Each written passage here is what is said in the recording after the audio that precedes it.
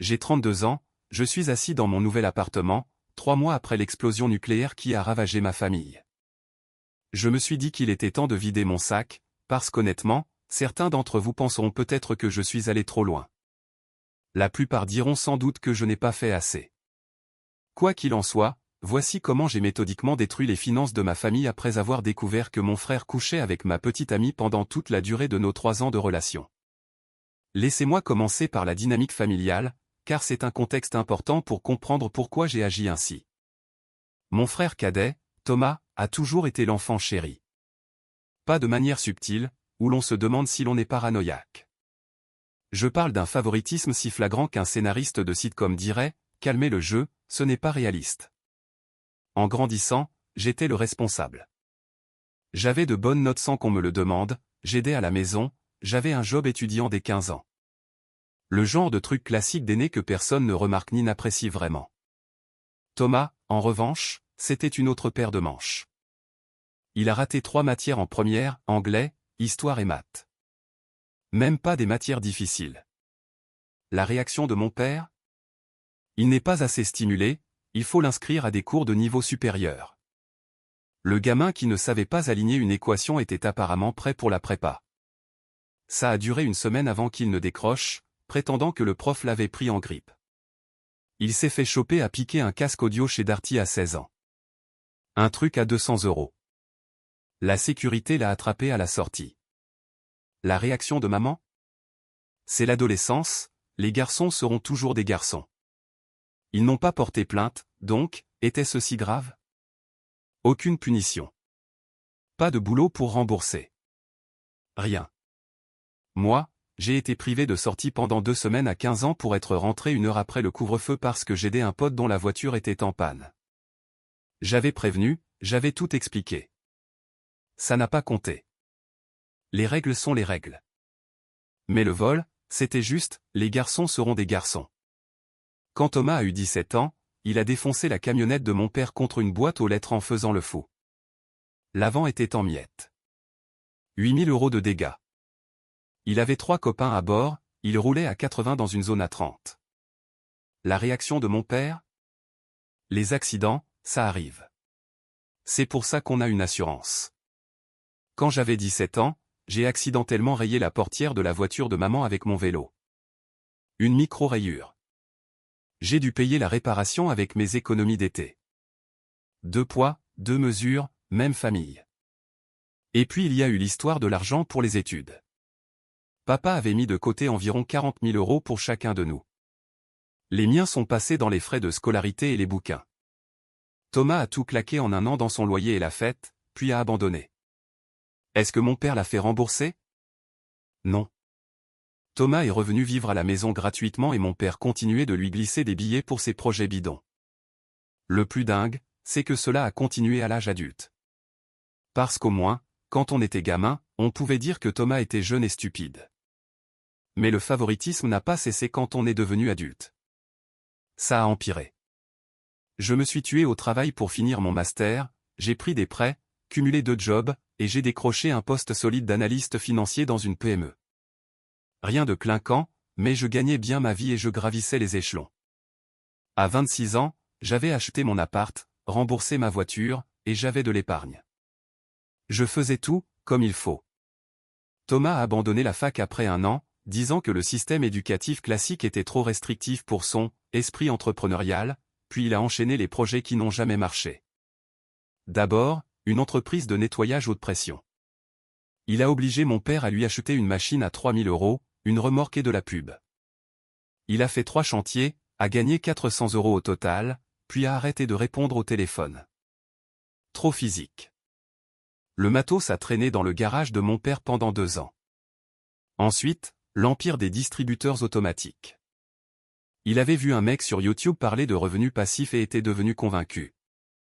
Il a acheté 4 machines à crédit, les a placées dans des endroits pourris, une galerie marchande abandonnée, une salle de sport qui en avait déjà, des bureaux sans demander la permission, d'où il s'est fait jeter après 1 semaine. Il a perdu 6 000 €. Ensuite, le trading de crypto. Il a convaincu mon père de lui donner 10 000 €. Il en a perdu 9000 en 3 mois à acheter des jetons random parce que Reddit disait qu'ils allaient exploser. Il a gardé les 1000 restants pour un nouveau téléphone.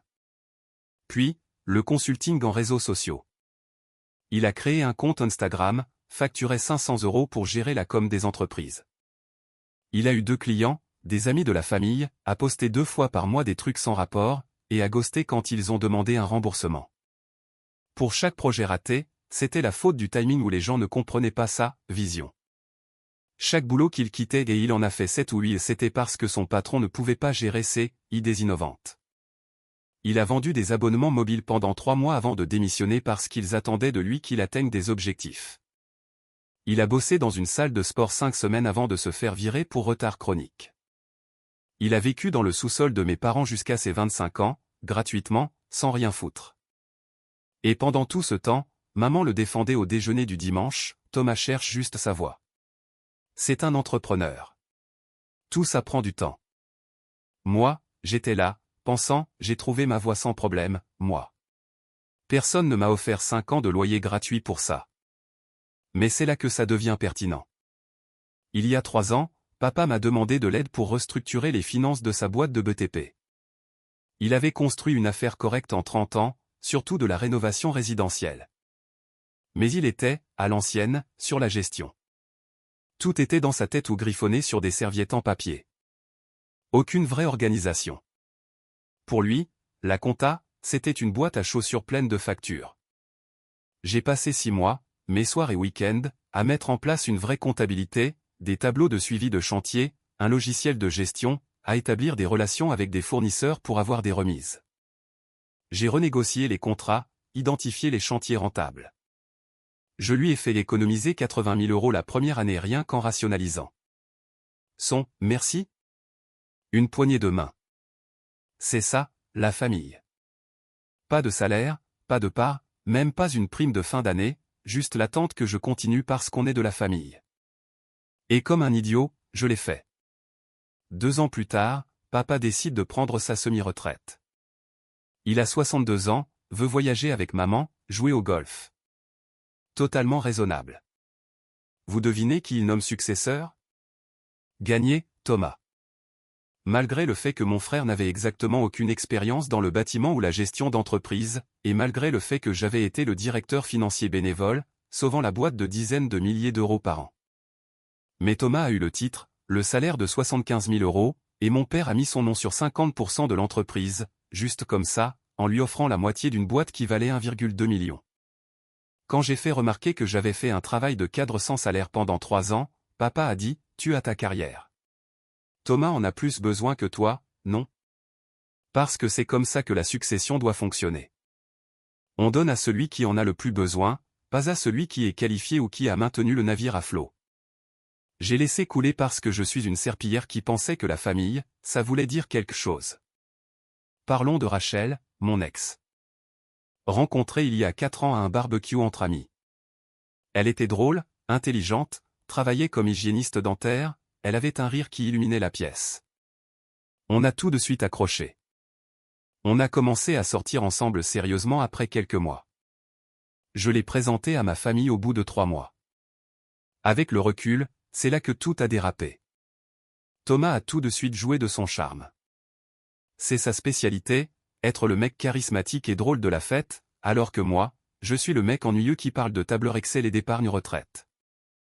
Je me souviens qu'il m'avait pris à part ce premier soir, mec, elle est beaucoup trop bien pour toi. Comment tu fais ? J'avais ri en pensant qu'il plaisantait. Idiot que j'étais. Au fil des 3 années suivantes, Rachel s'est beaucoup impliquée dans ma famille. Elle allait au déjeuner du dimanche même quand je devais bosser tard. Elle aidait maman à cuisiner pour les fêtes, faisait les magasins avec ma tante, allait aux fêtes d'anniversaire de Thomas même quand je ne pouvais pas venir. Je trouvais ça génial. Ma copine qui s'entendait bien avec ma famille, l'intégration, l'engagement, tout ce qu'on veut dans une relation sérieuse. Avec le recul, il y avait des signes, des petites choses qui ne collaient pas, mais je me trouvais des excuses parce que je lui faisais confiance. Comme le fait qu'elle voulait toujours s'asseoir à côté de Thomas au repas de famille plutôt qu'à côté de moi. Elle disait que c'était parce que je me levais tout le temps pour aider papa, donc elle ne voulait pas rester coincée entre 2 chaises vides. Ça paraissait logique sur le moment. Ou le fait qu'elle commençait à s'habiller différemment pour les dimanches. Plus chic, plus de maquillage, toujours coiffée, alors que quand on sortait, juste nous deux, elle venait en jean et t-shirt sans maquillage. Je pensais qu'elle essayait d'impressionner mes parents.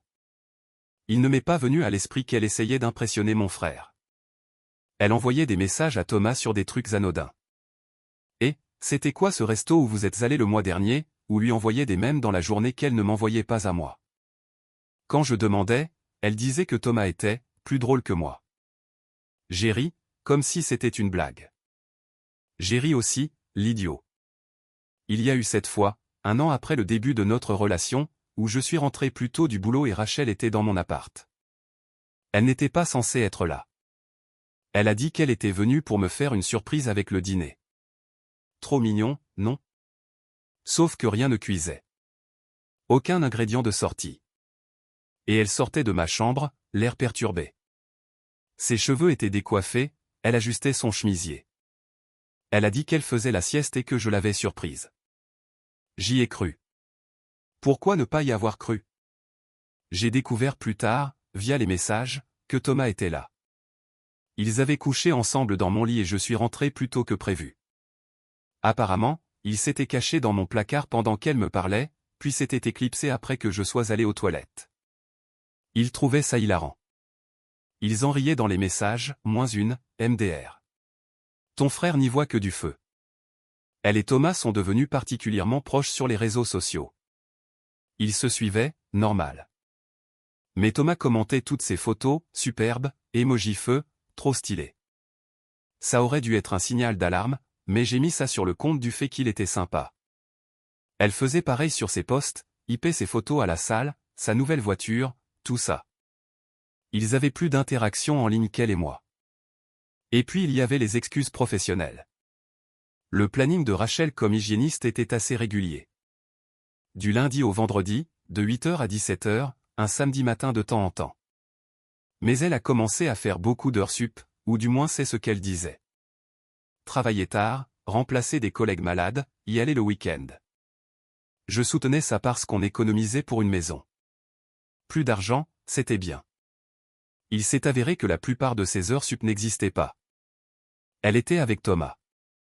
Il se voyait quand j'étais au travail, où elle me disait qu'elle avait des plans avec ses copines et allait le voir à la place. 3 ans de ça. 3 ans de mensonges élaborés et d'excuses, et moi qui acceptais tout parce que je lui faisais confiance. Mon meilleur ami, Jordan, a essayé de me prévenir il y a 6 mois.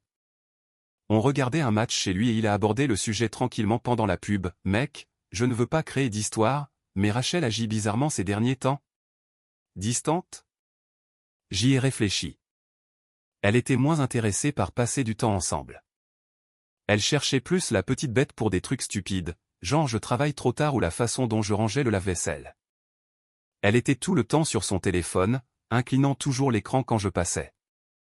Mais j'étais occupé avec le boulot et avec mon père, alors je me suis dit qu'on traversait juste une période de creux. Chaque relation a ses phases, non? J'ai dit à Jordan, tout va bien, on est juste occupé. Il n'a pas insisté, mais il m'a lancé ce regard. Le regard qui dit, j'ai essayé de te prévenir. La vérité a éclaté il y a 3 mois de la manière la plus pathétique qui soit. J'étais chez mes parents un mercredi après-midi pour aider mon père avec de la paperasse pour un gros appel d'offres. Thomas était censé être sur un chantier, à superviser une rénovation de cuisine. Rachel était censée être de service au cabinet. J'étais dans le bureau quand j'ai entendu des bruits à l'étage. Des pas, des voix, des rires. J'ai pensé que c'était peut-être papa, alors je suis allé voir. C'est là que je les ai entendus dans la chambre d'enfance de Thomas, qu'il utilisait toujours quand il dormait là. La voix de Rachel, très clairement pas toute seule. Puis le rire de Thomas. Ce rire stupide qu'il a quand il pense être malin. Je suis resté debout dans ce couloir pendant peut-être 30 secondes, tandis que mon cerveau refusait de traiter ce que j'entendais. Puis, un déclic. Pas la colère explosive qu'on voit dans les films. Le genre froid, calculateur, qui vous fait voir clair pour la première fois en des années. J'ai sorti mon téléphone et j'ai commencé à enregistrer le son à travers la porte. J'ai eu environ 2 minutes de preuves très incriminantes. Impossible de comprendre chaque mot, mais assez. Puis je suis redescendu, je suis monté dans ma voiture et je suis rentré. Je ne les ai pas confrontés. Je n'ai pas défoncé la porte. J'ai juste collecté les preuves et je suis parti. Ce soir-là, j'ai fouillé l'ordinateur de Rachel pendant qu'elle était sous la douche. Je sais, atteinte à la vie privée, mais allez vous faire voir. À ce stade, mon instinct me hurlait dessus et j'avais besoin de connaître la vérité. Mes mains tremblaient en ouvrant son PC. Elle n'avait même pas de mot de passe quand elle était à la maison. Elle me faisait une confiance totale. Ironique. J'ai trouvé les messages presque immédiatement. Elle n'essayait même pas de les cacher. Juste des SMS classiques, pas d'application cachée. J'ai remonté des mois de conversation, puis des années. Mon estomac s'est noué à mesure que les dates remontaient. Au-delà de notre anniversaire, au-delà de Noël, au-delà des vacances qu'on a passées en Bretagne, presque jusqu'au début de notre relation. Les messages étaient dégoûtants. Pas juste le côté sexuel, même s'il y en avait plein. Des détails graphiques sur ce qu'il faisait, où et quand. Mais c'était la façon dont il parlait de moi qui faisait le plus mal. Il est tellement nul au lit, genre missionnaire avec les lumières éteintes et c'est tout. Est-ce qu'il fait un truc spontané ou est-ce que tout est programmé dans son téléphone? Ton frère est mignon, mais c'est un robot. Sérieux, je pense qu'il trie ses chaussettes par couleur. Qui fait ça? Les réponses de Thomas rendaient ça pire. Il ne saura jamais. Il est trop occupé par son boulot et ses trucs de famille. Parfois, je me sens coupable, mais bon, elle me préfère clairement. On ne peut pas la blâmer, MDR. Honnêtement, le mec n'a aucun jeu. Je lui rends service en la divertissant. Sinon, elle l'aurait déjà quitté. Il y avait des messages sur des moments précis. Cette fois où il l'avait fait à Thanksgiving pendant que j'aidais mon père à découper la dinde. Ce Noël où je faisais les courses pour le cadeau de Rachel, et il s'était éclipsé dans la voiture de Thomas dans l'allée. Mon anniversaire l'an dernier, quand je pensais que Rachel et Thomas étaient tous les deux partis chercher des glaçons et des boissons. Ils étaient ensemble dans le garage. Les messages parlaient des réunions de famille comme si c'était une couverture pour leur liaison. Les dimanches étaient parfaits parce que j'étais toujours occupé à aider mon père ou à parler avec des oncles. Les fêtes, ça signifiait qu'ils pouvaient disparaître 20 minutes sans que personne ne remarque. Mon appartement était leur endroit préféré parce que je travaillais à des heures prévisibles et ils savaient exactement quand c'était sans risque. J'ai découvert qu'ils l'avaient fait dans mon lit au moins une douzaine de fois. Dans ma voiture 2 fois, quand Rachel l'avait emprunté. Une fois dans les toilettes d'invités chez mes parents pendant un barbecue alors que je grillais dehors. Ils parlaient de moi comme d'un jeu. Un puzzle à contourner. Le premier message flirteur datait de 2 mois après le début de notre relation. Ton frère a de la chance de t'avoir, semblait innocent jusqu'à ce qu'on voit la réponse de Thomas, il a de la chance de l'avoir. Peut-être que je devrais avoir de la chance aussi. La première rencontre réelle remonte à 3 mois après, dans l'appart de Thomas. Rachel m'avait dit qu'elle faisait une soirée entre copines. J'ai fait des captures d'écran de tout. Des centaines de messages sur 3 ans, sauvegardés sur 3 clouds différents, téléchargés sur une clé USB, des copies qu'on ne pouvait pas supprimer, même si Rachel découvrait ce que j'avais fait. Ensuite, j'ai été plus loin, j'ai vérifié ses relevés téléphoniques en ligne. On était sur un forfait famille, donc j'avais accès. J'ai vu des milliers de SMS et d'appels entre elle et Thomas. Des appels tard le soir quand je dormais, des textos pendant mes heures de boulot, des appels depuis des parkings. Puis j'ai fait quelque chose qui m'a surpris moi-même. Je n'ai pas confronté Rachel. J'ai continué à faire comme si de rien n'était. Je l'ai emmenée au resto ce week-end-là. J'étais plaisant, normal. J'ai même couché avec elle, tout en planifiant ma stratégie de sortie. 2 semaines plus tard, j'avais tout organisé. Nouvel appart loué et prêt. Déménageur réservé, compte bancaire séparé. J'ai même changé mes mots de passe et questions de sécurité surtout. Puis j'ai prévu le dîner de famille. J'ai dit à maman que je voulais organiser un dimanche chez moi pour changer. Elle était ravie. Elle pensait que ça signifiait que je prenais enfin les choses au sérieux avec la famille.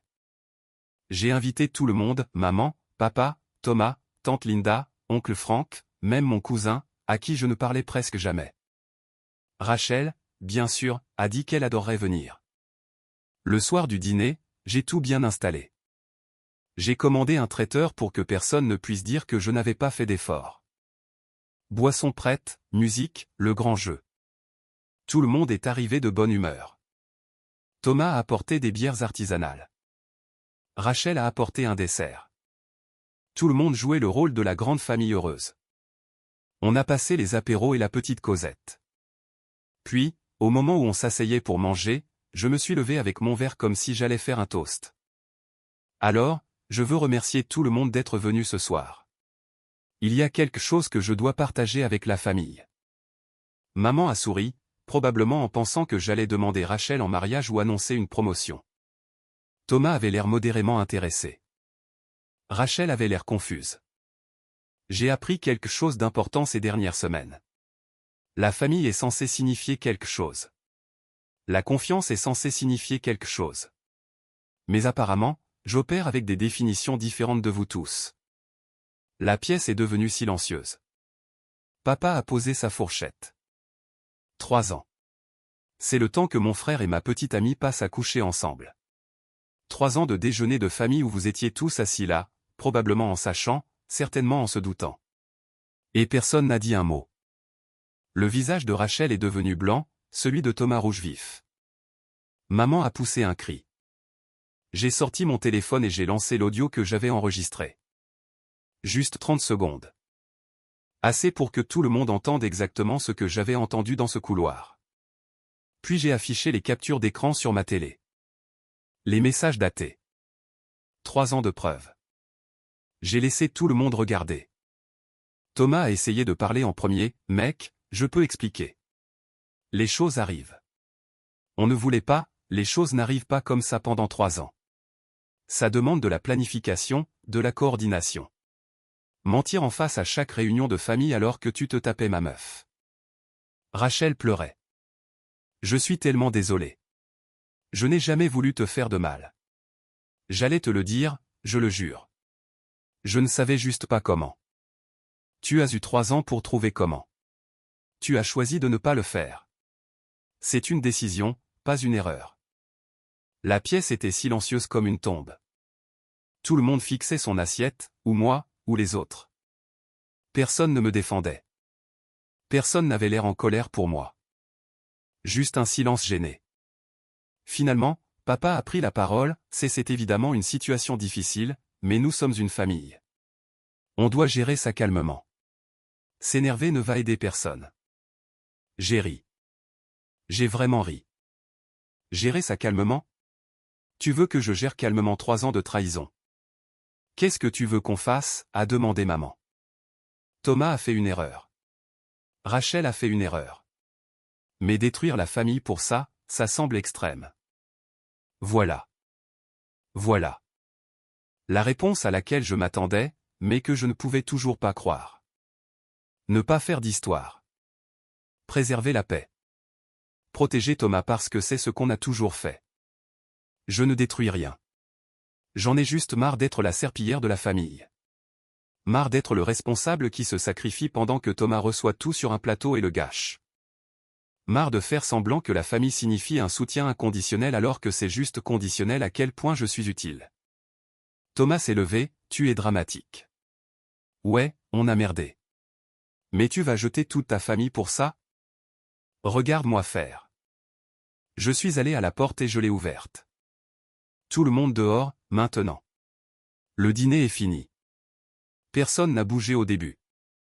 Puis Rachel a commencé à ramasser ses affaires, toujours en pleurs.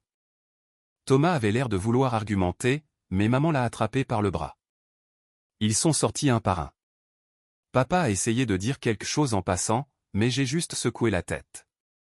Après leur départ, je me suis assis dans mon appart entouré de nourriture de traiteur que personne n'avait mangé, et je n'ai ressenti rien. Pas de colère, pas de tristesse, juste de la clarté. Le lendemain, j'ai envoyé un email à papa. Formel, professionnel. Avec effet immédiat, je démissionnais de toute implication dans l'entreprise familiale. Tout le système que j'avais mis en place, toutes les relations fournisseurs, tout le suivi financier. Terminé. J'allais envoyer la doc, mais je ne fournissais plus aucun support. Sa réponse est arrivée 2 heures plus tard, c'est puéril. Tu blesses l'entreprise pour te venger de Thomas. Pense à ce que tu fais. J'y ai pensé pendant 3 ans alors que vous donniez à Thomas une entreprise qu'il n'était pas qualifié pour gérer. J'y ai pensé à chaque dimanche où j'aidais gratuitement pendant que Thomas touchait un salaire. J'y ai assez pensé. Là, j'ai fini de penser. La boîte s'est écroulée plus vite que prévu. Il s'est avéré que le style de management de Thomas arrivait en retard, ignorait les problèmes, espérer que les choses s'arrangent toutes seules ne fonctionne pas très bien. Le premier désastre majeur a été le chantier Henderson. Une grosse réno de cuisine pour un client fidèle. Ça aurait dû être simple. 8 000 € de budget, 2 semaines. Thomas était censé superviser. Il est passé sur le chantier exactement 2 fois. Il n'a pas commandé les matériaux avant que les gars ne soient sur place à attendre. Il a commandé les mauvaises façades, a dû repasser commande, ce qui a pris 1 semaine de plus. Il a embauché un plombier qui a fait un travail tellement dégueulasse qu'ils ont dû tout arracher et recommencer. Le chantier qui aurait dû durer 2 semaines a duré 6. Le client a refusé de payer le montant total, a menacé de porter plainte. Papa a dû éponger une perte de 3 000 € juste pour garder le client. Puis le chantier commercial Morrison. Un petit aménagement de bureau, 20 000 €. Thomas a fait le devis sans calculer les coûts de matériaux ou les heures de main-d'œuvre. Il a juste balancé un chiffre au hasard. Il s'est avéré que son prix était 30% trop bas. Ils ont perdu 8 000 €. Quand papa lui a demandé, Thomas a dit qu'il essayait d'être compétitif pour gagner le marché. Il ne comprenait pas que gagner un marché à perte, ce n'est pas gagner. En 1 mois après mon départ, ils avaient perdu 2 clients majeurs. L'un parce que Thomas a raté 3 délais consécutifs. Le client a littéralement dit à papa qu'il ne pouvait pas travailler avec quelqu'un d'aussi peu fiable. L'autre parce que Thomas est arrivé en réunion sans préparation, incapable de répondre aux questions de base, et a essayé d'improviser avec des conneries vagues. Le nouveau système de compta? Thomas ne le comprenait pas et n'a pas pris la peine d'apprendre. Il est retourné à la méthode de la « boîte à chaussures » de mon père. Des factures partout. Aucun suivi des coûts de chantier. Aucune idée de ce qui était rentable. J'avais construit ce superbe système sur tableur qui suivait tout, matériaux, main-d'œuvre, marge, mis à jour automatiquement. Thomas l'a regardé une fois, a dit que c'était trop compliqué, et est revenu à tout garder dans sa tête. Les fournisseurs ont commencé à exiger des paiements d'avance parce que Thomas avait cramé tout le crédit que j'avais mis 2 ans à bâtir. Thomas commandait, promettait de payer à 30 jours, puis oubliait jusqu'à ce qu'ils appellent à 60 jours. Un fournisseur est venu à l'atelier exiger le paiement avant de décharger le bois. Papa a dû faire un chèque sur le champ. Thomas dépensait l'argent comme si c'était illimité. Il commandait sans comparer les prix. Moi, je passais du temps à demander des devis à 3 fournisseurs. Thomas appelait le premier venu. Il payait probablement 20% plus cher. Il embauchait des sous-traitants sans les vérifier. J'avais une liste de gars fiables avec qui on bossait depuis des années. Thomas embauchait n'importe qui sur le bon coin ou quelqu'un rencontré au bar, et se retrouvait avec une équipe qui ne venait pas 1 fois sur 2, faisait du travail bâclé, et facturait des prix exorbitants. Il acceptait des avenants au contrat sans comprendre l'impact financier. Le client demandait un truc en plus. Thomas disait, bien sûr, pas de souci. Puis oubliait de facturer. J'ai découvert plus tard qu'il avait fait pour 15 000 € de travail gratos parce qu'il ne voulait pas avoir l'air difficile. L'atelier est devenu un désastre. Moi, je gardais l'inventaire organisé. Thomas laissait tout s'entasser. Des matériaux pour 3 chantiers différents mélangés. Des outils laissés sous la pluie. Un équipement de découpe de carrelage à 15 000 € est tombé en panne parce que personne ne l'avait nettoyé et le moteur a grillé. Les projets dépassaient le budget constamment parce que Thomas ne suivait pas les coûts. Il disait à un client, 12 000 €, puis en dépensait 17 100 sans rendre compte avant la fin du chantier. Aucune marge de sécurité, aucun tampon pour les imprévus, juste un optimisme aveugle que tout s'arrangerait. Papa a dû sortir de sa semi-retraite juste pour éviter que tout ne s'effondre totalement. À 64 ans, il retravaillait 60 heures par semaine, se levait à 5 heures pour ouvrir l'atelier, restait jusqu'à 19 heures pour finir la paperasse que Thomas était censé gérer, travaillait les samedis pour réparer les dégâts de Thomas. Ses mains le tuaient, son dos le faisait souffrir. Il avait l'air épuisé chaque fois que je le voyais, et je ne ressentais rien. Maman m'a appelé après 2 mois. Ton père est épuisé. Ça doit s'arrêter. Tu le blesses pour blesser Thomas. Je ne blesse personne. Je ne donne juste plus d'aide. C'est différent. Si la boîte ne peut pas fonctionner sans ma main-d'œuvre gratuite, ce n'est pas mon problème. C'est un problème de modèle économique. La famille est censée s'entraider. La famille est aussi censée ne pas s'enfoncer des couteaux dans le dos. Amusant que tu te soucies de mon aide maintenant, mais que tu ne te souciais pas de 3 ans de trahison. Elle m'a raccroché au nez. Vers le 3e mois, j'ai eu un appel de Thomas. Première fois qu'on se parlait depuis le dîner. Il était désespéré. Mec, je sais que j'ai merdé. Je sais que j'ai grave déconné, mais est-ce qu'on peut mettre ça de côté et que tu aides papa? La boîte coule. Tu me demandes de mettre de côté 3 ans de trahison pour sauver une boîte qu'on t'a donnée gratuitement? La boîte que tu es en train de couler parce que tu n'as aucune idée de ce que tu fais. Je vais prendre du recul. Je vais quitter la boîte. Juste, s'il te plaît, aide papa. Ce n'est plus mon problème. Tu voulais la boîte. Tu l'as eue. Débrouille-toi. Tu détruis l'héritage de papa pour une fille. Je te regarde la détruire avec ton incompétence. Je ne nettoie juste plus tes dégâts. Grosse différence. Il m'a traité de tous les noms et a raccroché. Il a bloqué mon numéro. Peu importe. Au cours des semaines suivantes, j'ai systématiquement reconstruit ma propre vie. Je faisais du consulting en parallèle depuis un moment, aidant des petites entreprises sur la planification financière et les opérations. Juste quelques heures par-ci par-là, pour des amis d'amis.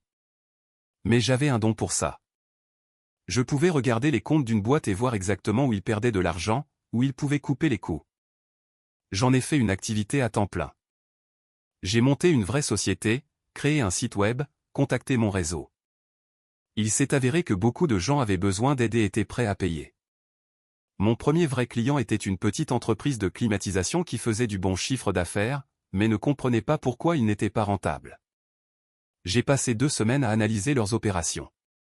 J'ai découvert qu'ils perdaient de l'argent sur les appels de service parce qu'ils ne prenaient pas en compte le temps de trajet et les coûts de véhicule. J'ai restructuré leur modèle de prix. Ils sont passés de « juste à l'équilibre » à 15% de marge bénéficiaire en 3 mois. Ils m'ont payé 8 000 € pour 2 semaines de boulot. Le bouche-à-oreille a fait le reste. J'ai eu une recommandation pour une entreprise de paysagisme avec les mêmes problèmes. Puis un groupe de restos, puis un cabinet dentaire qui voulait s'agrandir sans savoir s'il pouvait se le permettre. Chaque projet payait entre 5 000 et 15 000 €. Je gagnais en un mois ce que je gagnais en 3 à mon ancien poste d'analyste. Le boulot était vraiment intéressant. Chaque boîte avait des problèmes différents. Certains avaient besoin de meilleures stratégies de prix, d'autres de couper les frais généraux. J'arrivais, j'analysais tout, je construisais des tableurs sur mesure, je formais leur personnel et je les laissais sur la voie du succès. En 6 mois, j'avais 6 clients stables, des frais de consulting mensuels allant de 2 000 à 5 000 € chacun, plus le travail de projet qui rentrait régulièrement. Je gagnais environ 15 000 € par mois avant impôt, 3 fois ce que je gagnais avant. En travaillant peut-être 30 heures par semaine au lieu de 50. J'ai commencé à refuser du travail parce que j'étais trop occupé. J'ai dû augmenter mes tarifs pour filtrer les gens qui n'étaient pas sérieux. Je suis passé de 150 € de l'heure à 250. Je n'ai pas perdu un seul client. En fait, j'ai eu plus d'intérêt parce qu'apparemment, les prix plus élevés signalent une meilleure qualité. J'ai déménagé dans un appart plus sympa, 3 pièces avec un vrai bureau, une salle de sport dans l'immeuble. Je me suis offert une nouvelle voiture. Rien de fou, mais une voiture confortable, le genre de truc que j'avais toujours voulu mais pour lequel je me sentais coupable quand je donnais mon temps gratuitement à ma famille. Pendant ce temps, l'entreprise de construction familiale continuait sa spirale infernale. Il perdait de l'argent à flot. Des chantiers qui auraient dû prendre 4 semaines en prenaient 8. Les clients demandaient des remboursements. Les sous-traitants refusaient de bosser pour eux. Papa essayait d'éteindre les incendies pendant que Thomas blâmait tout le monde sauf lui-même. Environ 4 mois plus tard, papa m'a appelé directement. Pas maman comme messagère. Lui. J'ai besoin de ton aide. Pas pour Thomas. Pour moi. J'ai construit cette boîte à partir de rien. Je ne peux pas la regarder mourir. Tu l'as donnée à quelqu'un qui est en train de la tuer. C'était ton choix. J'ai fait une erreur. Je le vois maintenant. Mais s'il te plaît, aide-moi à sauver ce que j'ai construit. Et voilà. La reconnaissance que j'attendais. Une partie de moi voulait dire non. Laisse brûler. Regarde-les se débrouiller. Mais je ne suis pas fait comme ça. Malgré tout, je ne voulais pas vraiment voir papa perdre l'œuvre de sa vie. Je voulais juste qu'il voie ce que Thomas était vraiment. J'aiderai, mais j'ai des conditions. Tout ce que tu veux. Premièrement, je ne fais pas ça gratuitement. Tu veux que je sauve la boîte? Tu me paies au tarif consulting. 200 € de l'heure, 20 heures minimum par semaine. Deuxièmement, Thomas n'a aucun pouvoir de décision pendant que je travaille. Il peut venir, apprendre, mais il n'outrepasse rien de ce que je fais. Troisièmement, une fois que la boîte est stable, on a une conversation sérieuse sur la planification de la succession. Une vraie planification, pas juste donnée au premier qui en a besoin. Papa a accepté tout, probablement parce qu'il était désespéré, probablement parce qu'il savait que j'étais sa seule option. Je suis revenu, mais pas comme la main-d'œuvre familiale gratuite. Comme consultant payé avec un contrat et tout par écrit. Je travaillais exactement 20 heures par semaine, facturais chaque minute, et ne faisais pas une seule chose au-delà de ce qui était dans le contrat. La première chose que j'ai faite a été d'évaluer les dégâts. C'était pire que je ne le pensais. Ils avaient environ 90 000 € de dettes. Les fournisseurs ne faisaient plus crédit. 3 chantiers étaient tellement en retard qu'ils allaient probablement faire face à des procès pour rupture de contrat. La comptabilité était un désastre. Thomas avait mélangé dépenses personnelles et professionnelles, se payant lui-même quand ça lui chantait, achetant des trucs pour son appart avec la carte de la société. J'ai passé le premier mois juste à stabiliser l'hémorragie. J'ai contacté les fournisseurs avec qui j'avais encore des relations. J'ai expliqué la situation honnêtement et négocié de nouvelles conditions. Pas aussi bien qu'avant, mais mieux que le paiement comptant. J'ai récupéré les factures impayées, mis en place un système comptable que même papa pouvait suivre. Mais le truc, c'est que je ne faisais exactement que ce pourquoi j'étais payé. Je n'allais pas au-delà. Je ne travaillais pas les soirs et week-ends. Je ne cherchais pas de nouveaux clients. Je faisais mes 20 heures, je facturais, et je retournais à mon propre business qui prospérait. La boîte s'est stabilisée mais n'a pas grandi. Il ne perdait plus d'argent, mais ne faisait pas les profits qu'il faisait avant. Et c'était suffisant pour payer les factures, mais pas pour les projets de retraite de mon père. Environ 5 mois après cet arrangement, maman m'a rappelé. Ton père est épuisé.